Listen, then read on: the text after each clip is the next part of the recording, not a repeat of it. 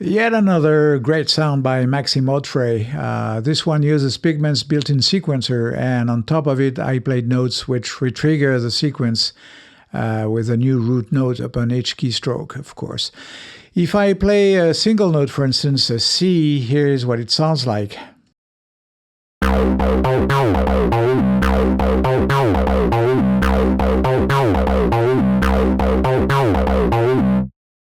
One quick remark before we go further. Here we use legato mode.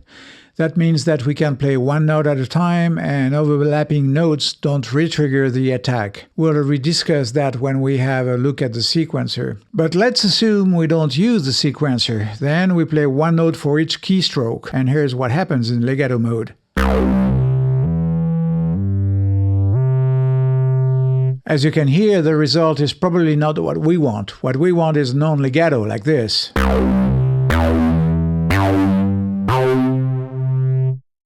So why do certain sounds require that you don't use legato mode?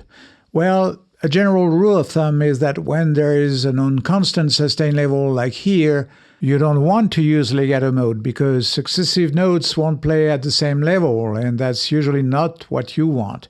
One exception is when you use a sequencer like here, as we'll see in a moment. Okay, so now is the time to look at the sound itself. Like a lot of bass sounds, it uses virtual analog waveforms as the source. Actually, it uses only one sawtooth waveform. Sawtooth waveforms are very rich in harmonics. Well, in fact, they contain all the harmonics, which means all the sine waves with a frequency multiple of the note frequency. And so you can do a lot of things from them by selecting and removing the harmonics you don't need, thus creating a multitude of interesting sounds, in particular using modulations and sound effects. That's what Maxime did here. Well, actually, he did a little more than that, but we'll get to that in a minute. First, filter modulation. To keep the spirit of good old analog bass sounds, he uses an emulation of the Korg MS-20 low-pass filter. And with the right resonance and cutoff values, he creates this interesting aggressive feeling.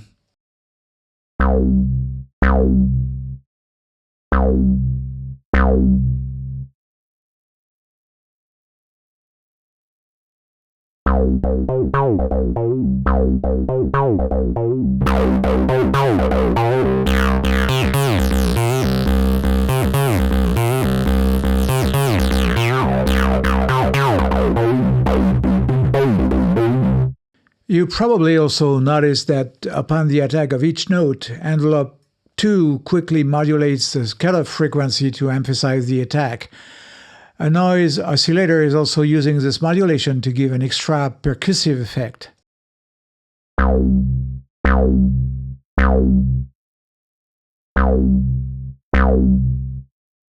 So you might think, well, why use wavetable engine while the analog engine would potentially include more oscillators? Well, Pigments' wavetable engine includes more modulation options, and this sound happens to use some of them. We're going to see how in a minute, but let's first have a quick look at the options we have. First, we have unison, which allows to thicken the sound by duplicating the source waveform and slightly detune the voices relative to each other. Here we use only 2 voices.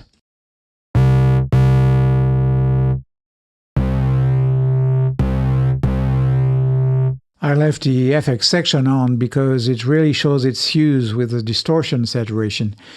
Then we have a battery of modulations. I'm going to go quickly through what they do, but to be honest, it's difficult to foresee what will happen when you turn those knobs, and your best bet will almost always be to fiddle with them and listen.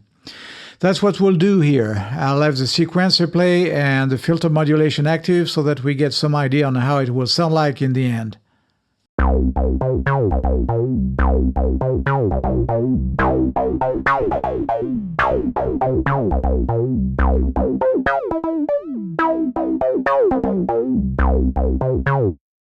As we can see and hear, the FM ring modulator and the phase modulator do have some effect, but that's not what we're looking for. But the combination of the phase skew transformer and the wave folder do bring more interesting harmonics.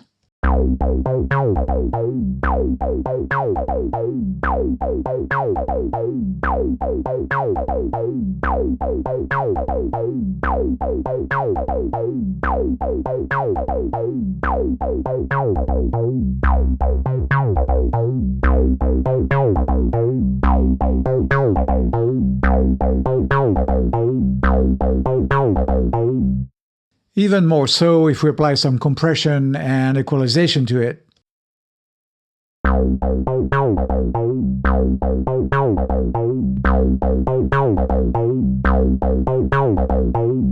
Phase skew transformer basically changes the shape of the signal as shown in this 2D display of the signal, while the wave folding, as its name implies, folds the signal onto itself, thereby adding more high-frequency harmonics. But again, the right way to use these parameters is to trust your ears. One last thing that Maxim did was to exaggerate the cutoff frequency, among other things, using velocity to control envelope 2 parameters.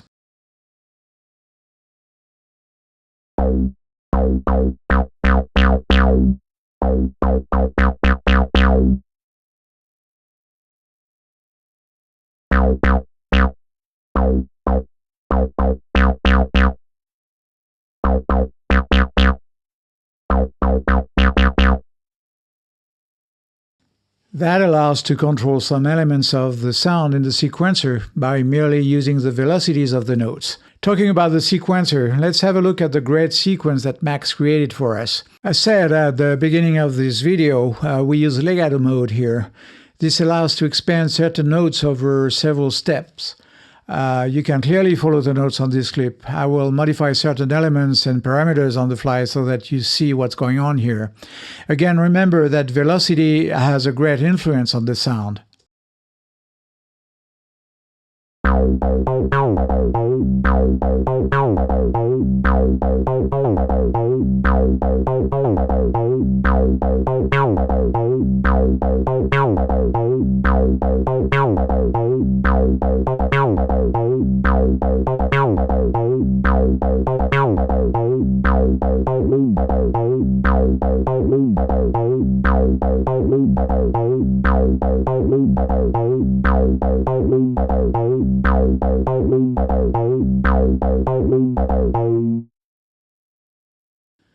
Finally, as we've already seen, to distort the signal and get its dirty but great character, you use, well, distortion effects such as these.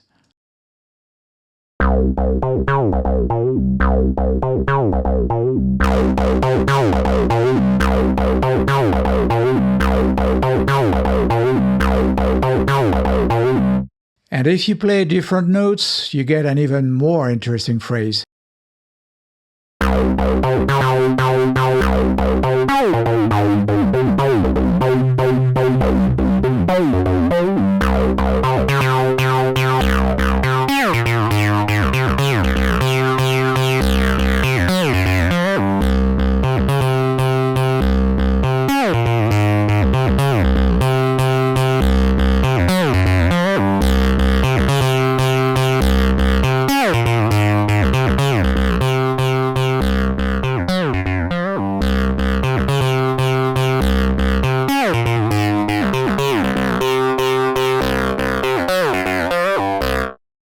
Ain't that amazing?